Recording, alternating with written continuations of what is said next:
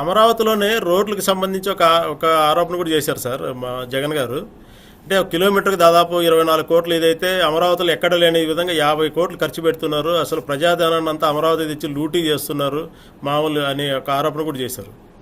ఇక రోడ్లు చూస్తే నిజంగా మళ్ళీ కళ్ళు చెదురుతాయి. అమరావతిలో వేసే రోడ్ల స్కాములు చూస్తే సివిల్ కన్స్ట్రక్షన్ ఎక్కడైనా కూడా యావరేజ్గా రోడ్లు వేయడానికి నేషనల్ హైవేకి అయ్యే ఖర్చు కిలోమీటర్కు 24 కోట్లు. కానీ మన అమరావతిలో ఎంత తెలుసా కిలోమీటర్ ఖర్చు? 53 కోట్లు.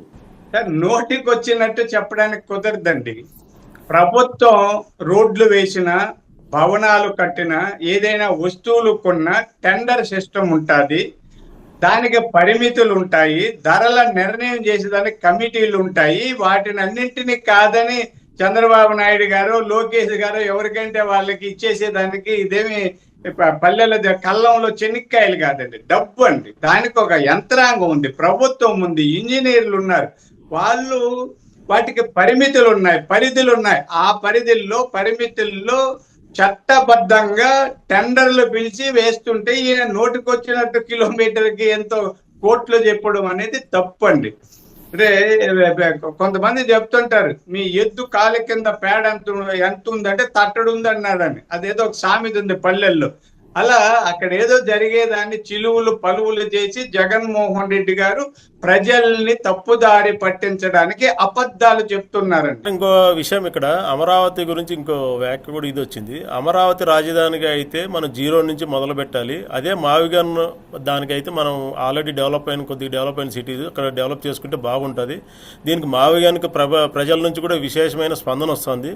దీన్ని తట్టుకోలేక చంద్రబాబు నాయుడు అండ్ మిగతా వాళ్ళ బ్యాచ్ అంతా బీపీ పెంచుకొని మాపై నిందలేస్తున్నారు అసలు అనేది ఒక ఆరోపణ ఇది చేశారు సార్. సార్ మీరు ఎవరైనా, ఇప్పుడు నేను కూడా తిరుపతిలో ఉన్నానండి. తిరుపతిలో ఊరి నడిబొడ్డులో నాకు పెద్ద స్థలం ఉంది, స్కూల్ ఉంది. నేను అక్కడ ఇల్లు కట్టుకోకుండా ఊరి చివరిలో చాలా విశాలమైన 80 అడుగుల రోడ్లు ఉన్న చోట అపార్ట్మెంట్ లో ఫ్లాట్ కొనుక్కున్నా. నాకు ఊరి మధ్యలో స్థలం ఉంది, అక్కడ పొల్యూషన్ ఉంది, రోడ్లు సరిగా లేదు, ఇరుగ్గా ఉంది. దానికంటే సౌలభ్యం ఉన్న చోట నేనున్నా. నేనే కాదు, అందరం కూడా, మీరైనా నేనైనా.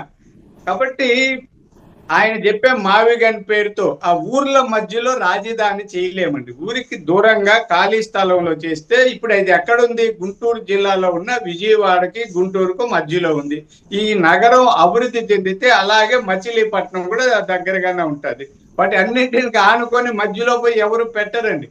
అతను నోటికొచ్చిన మాట చెప్పి అక్కడ ఆ ప్రాంతంలో ఉన్న ప్రజల్ని మభ్యపెట్టి వాళ్ళల్లో ఏదో ప్రాంతీయ విద్వేషాలు లేదా కుల విద్వేషాలు రెచ్చ కొట్టడం కోసం మావి గన్ అనే మాయా మాటలు చెప్తున్నారు. మావి లేదు, గన్ను లేదు, ఏమీ లేదని చంద్రబాబు నాయుడు గారు చాలా స్పష్టంగా, ఆయనే కాదు, ఇప్పుడు ఇక్కడ కట్టేశాము, జరుగుతా ఉంది, దీన్ని ఆయన చెప్పినట్లు రోజుకు మార్చడానికి కుదరదు కదండి. అంటే మావిగన్ అనేది ఆయన కల్పించిన ఒక కల్పన తప్ప అది వాస్తవ రూపం ధరించదు.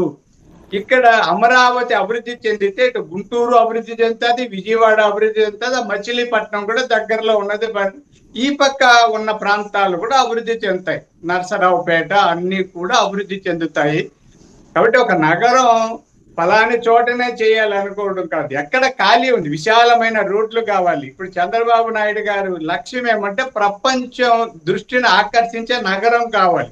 అందుకని అక్కడ ఉన్న 30 అడుగుల రోడ్లు, 40 అడుగుల రోడ్లు ప్రపంచాన్ని ఆకట్టుకునే రాజధాని నిర్మాణం అసాధ్యం అండి.